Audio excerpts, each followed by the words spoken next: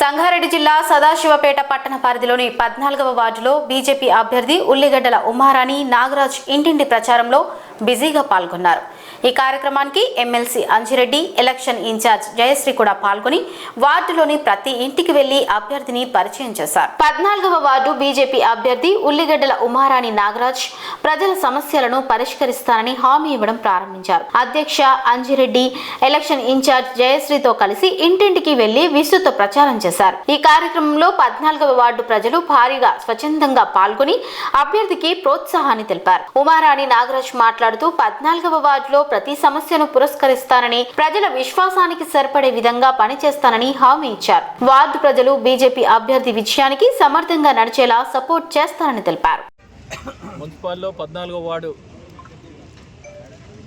తన పేరు ఉల్లిగడ్డల ఉమారాణి, అదేవిధంగా ఇన్ఛార్జ్ అయిన జయశ్రీ అక్క గారు, దేశపాండే గారు, ఇక్కడ ఇన్ఛార్జ్ అయిన ముత్తిరెడ్డి గారు మరియు సోదరులు పత్రికా నాగరాజు గారికి, పత్రికా విలేకరులందరికీ పేరు పేరున నమస్కారం తెలియజేస్తా ఉన్నాను. ఒక మార్పు రావాలంటే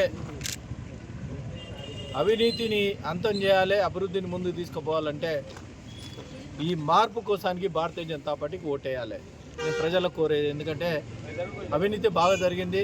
గత పాలకులు ఎవరైతే 10 సంవత్సరాల నుండి ఉన్నారో, ఈ 2.5 సంవత్సరాలు వచ్చిరో, బీఆర్ఎస్ అయినా కాంగ్రెస్ పార్టీ అయినా, ఇక్కడ ఎక్కడ చూసినా కానీ రోడ్స్ అభివృద్ధి లేదు, డ్రైనేజ్ లేదు, వాటర్ లేదు. ఎక్కడ పోయినా కానీ అదే అడుగుతూ ఉన్నారు ప్రజలందరూ.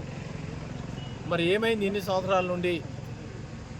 గతంలో మంత్రులు వాళ్ళే ఉండే, ముఖ్యమంత్రులు వాళ్ళే ఉండే, ఇప్పుడు కూడా మంత్రులు వాళ్ళే ఉన్నారు, ముఖ్యమంత్రులు వాళ్ళే ఉన్నారు.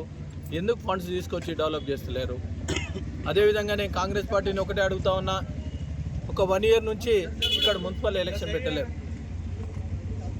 ఈ 1 ఇయర్ నుంచి సుమారు 10 కోట్ల రూపాయలు కేంద్ర ప్రభుత్వం నిధులు వస్తూ ఉండే. ఈ కేంద్ర ప్రభుత్వం నిధులు వచ్చినప్పుడు రాష్ట్ర ప్రభుత్వం నిధులు కూడా 10 కోట్లు ఇవ్వాలి. 20 కోట్ల నిధులు కాంగ్రెస్ పార్టీ 20 కోట్ల నిధులు ఇచ్చిన తర్వాతనే ఓటు అడగాలని డిమాండ్ చేస్తూ ఉన్నాను. కాంగ్రెస్ పార్టీ విషయంలో తీసుకుంటే 6 గ్యారంటీలు, 420 హామీలు ఇచ్చారు. మరి ఏం హామీలు నెరవేర్చారు? మహిళలను మోసం చేశారు, వృద్ధులను మోసం చేశారు, యువకులను మోసం చేశారు, రైతులను మోసం చేశారు, వికలాంగులను మోసం చేశారు. మరి వీళ్ళందరికీ కొత్త జంట కూడా పెళ్ళైన వాళ్ళకు తులం బంగారం ఇస్తాను, వాళ్ళని కూడా మోసం చేయడం జరిగింది. ఇవన్నీ ఇచ్చిన తర్వాతనే ఓటు అడగాలని డిమాండ్ చేస్తూ ఉన్నాను. ఇప్పట్లో మేము 14వ వార్డు 100% గెలుస్తాము. దాంతోపాటుగా ఇక్కడ మేము మున్సిపల్ చైర్మన్ కూడా మేమే కైవసం చేసుకుంటాము. దానికి మీరందరూ కూడా, ప్రజలందరూ కూడా, సదాశివపేట ప్రజలందరూ కూడా గుర్తించి సహకరిస్తారని ఆశిస్తూ మీ అందరి ఓటు భాజపాకు కమలం గుర్తు మీద వేస్తారని